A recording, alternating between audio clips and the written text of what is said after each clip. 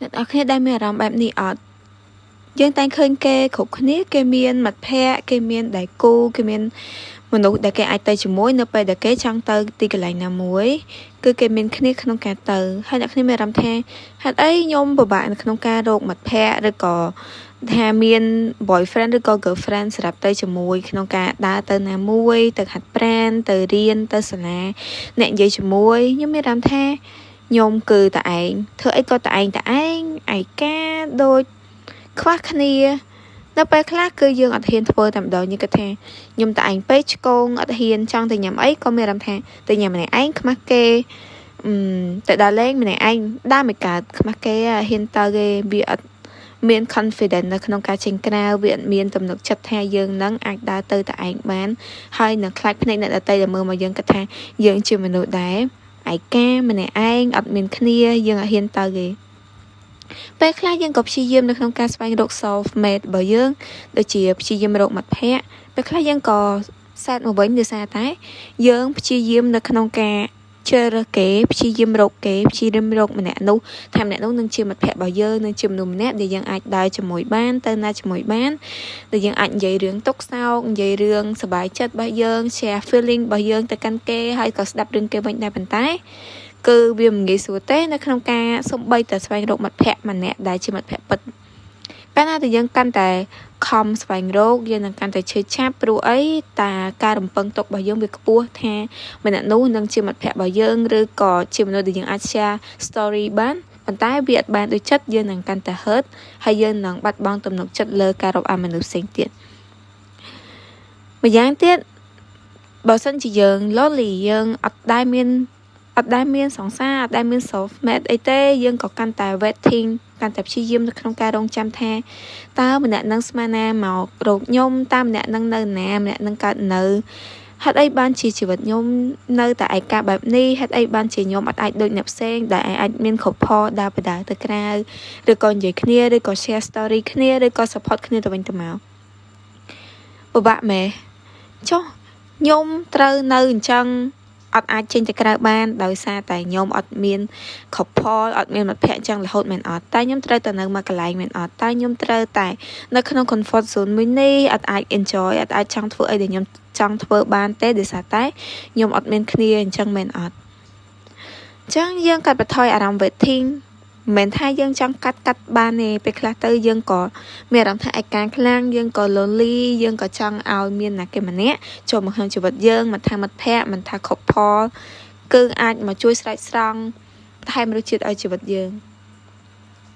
ប៉ុន្តែបើសិនជាយើងមិនតន់ជួបទេវាមិនងាយជួបទេទៅអត់វាមិនមែនជារឿងងាយស្រួលអញ្ចឹងយើងត្រូវតែក្លាហានដើរចេញពី comfort zone ដើរចេញពីកន្លែងដែលយើងអត់យើងនៅនេះទៅកន្លែងដែលយើង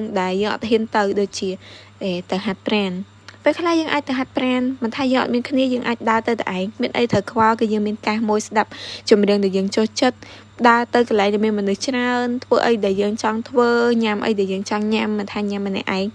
វាអត់មានជាបញ្ហាអីទៅអត់ឲ្យតែយើងរីករាយនិង enjoy ក្នុងជីវិតកំឡុងពេលដែលយើងរងចាំឲ្យណាគេម្នាក់ចូលមកក្នុងជីវិតយើងហ្នឹងគឺយើងអាចធ្វើរឿងល្អៗបានច្រើនយើងអាចវិវត្តខ្លួនកំឡុងពេលដែលយើងរងចាំគេយើងដកពាក្យរងចាំថា I'm waiting ទៅជាខ្ញុំកំពុងតែធ្វើឲ្យខ្លួនឯងមាន power ខ្ញុំកំពុងតែធ្វើឲ្យខ្លួនឯងហ្នឹងមានភាពល្អប្រសើរជាងមុនអញ្ចឹងមានន័យថា the best version of ourselves ហ្នឹងគឺនឹងអាចជួបមនុស្សល្អកាន់តែខ្លាំងបើឥឡូវនេះយើងកំពុងតែទៀមទាយើងអត់បានអភិវឌ្ឍខ្លួនយើងទេយើងកំពុងតែរងចាំមនុស្សម្នាក់ហ្នឹងមកដល់មនុស្សណាម្នាក់ចូលមកក្នុងជីវិតយើងតែយើងអត់ខំប្រឹងអភិវឌ្ឍខ្លួនទេវាខាតទៅអត់ហើយអារម្មណ៍ waiting របស់យើងហ្នឹងក៏កាន់តែខ្លាំងកាន់តែយើងវិវត្តខ្លួនឲ្យយើងប្រសើរជាងមុនយើង better ជាងមុនយើងមាន confidence ជាងមុន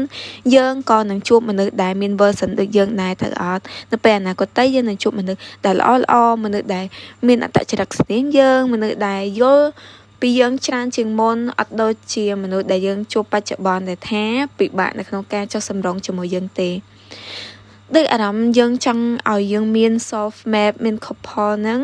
នៅពេលដែលយើងតែងតែ casting យើងតែងតែទៀមទាយើងតែងតែមានអារម្មណ៍ថាចង់ឲ្យ someone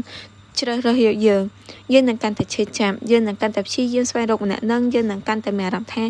រងចាំហេតុអីម្នាក់នឹងយូរម៉េះម្នាក់នឹងកើតនៅម្នាក់នឹងនៅណា យើងនឹងខាត់ពេលវេលាក្នុងការអភិវឌ្ឍខ្លួនហើយយើងក៏បើសិនជាយើងអាចជួបនៅក្នុងកំឡុងពេលនេះក៏មិនមែនជាមនុស្សដែលយើងអាចជួបចុងក្រោយឬក៏ជាមនុស្សល្អដែរដោយសារតែពេលហ្នឹងគឺយើងអត់ទាន់មានអីទាំងអស់យើងអត់ទាន់បានអភិវឌ្ឍខ្លួនយើងក៏អត់ទាន់មានអីច្រើនដែរហើយម្នាក់នោះក៏មិនមែនជាមនុស្សម្នាក់ដែលមានអីដែលយើងចង់បានមិនមែនថាយើងស្រឡាញ់គេឬក៏យើងចូលចិត្តគេដោយសារតែគេមានអីមួយយ៉ាងទេប៉ុន្តែប្រហែលជាពេលនេះគឺពួកយើងអត់ទាន់មាន the version ដែលពួកយើងចង់បានរៀងខ្លួនទៅពួកយើងអត់ទាន់អាចជួបគ្នាអញ្ចឹងណាចឹងកំឡុងពេលដែលយើង waiting យើងរងចាំណាគេម្នាក់ចូលក្នុងជីវិតយើងមិនត្រូវតែរងចាំដល់អត់ធ្វើអីទាំងអស់ទេគឺយើងអាច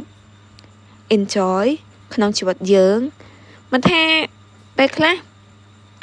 មនុស្សដែលចូលមកហ្នឹងគឺយើងចង់ឲ្យម្នាក់ហ្នឹងធ្វើឲ្យយើងសប្បាយចិត្តហើយចូលយើងខ្លួនឯងហ៎មិនធ្វើឲ្យខ្លួនឯងសប្បាយចិត្តដោយធ្វើអីដែលខ្លួនឯងស្រឡាញ់ទៅរៀនហែទឹកទៅរៀនភាសាថ្មី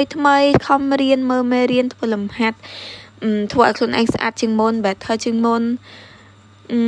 យើងអាចធ្វើជាមនុស្សដែលខ្លួនឯងស្រឡាញ់បានមានតែគេស្រឡាញ់យើងជាងយើងខ្លួនឯងទេ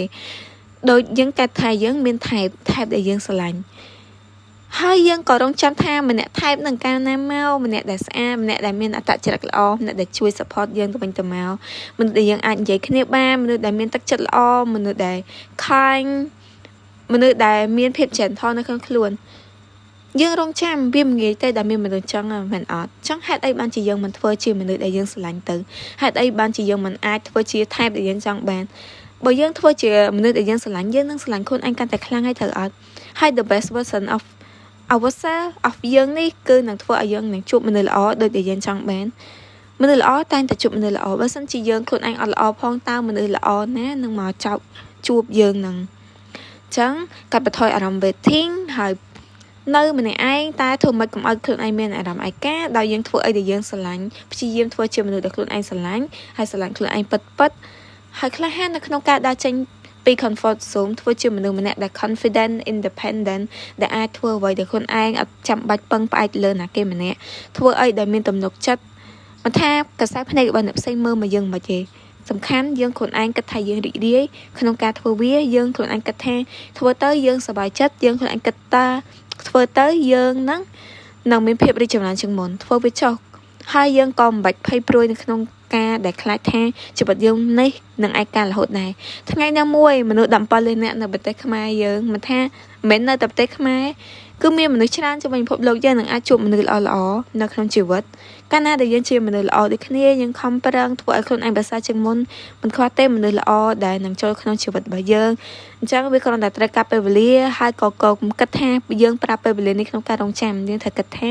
ពេលវេលានេះគឺជាពេលវេលារបស់យើងនៅក្នុងការខិតខំអភិវឌ្ឍខ្លួនរបស់យើងឲ្យប្រសើរជាងមុនបាយ